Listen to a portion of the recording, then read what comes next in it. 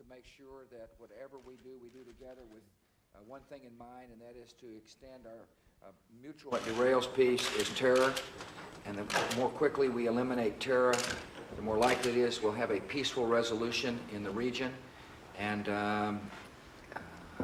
that's all I want to comment on the situation. Quickly, and I endorse tremendously that view and that position.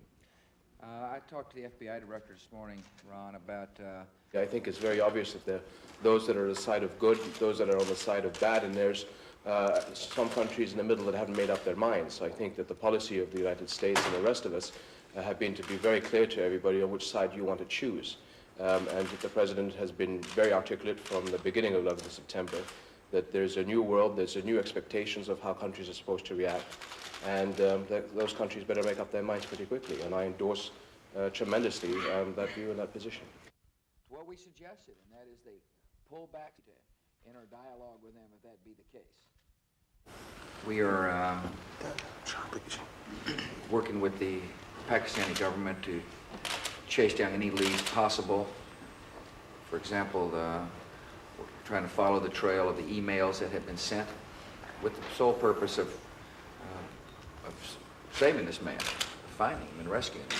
We've been in touch with the Wall Street Journal, and obviously we're deeply concerned, and as is the Pakistani government.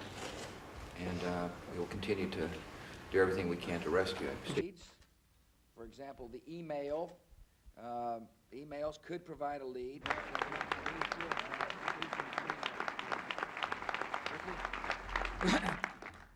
But the moment is broader than just destroying terrorist training camps or finding terrorist trainers and bringing them to justice.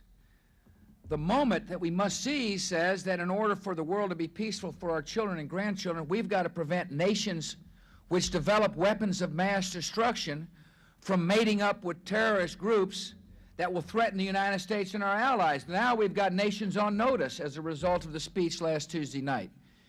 Of course, I hope they change behavior on their own.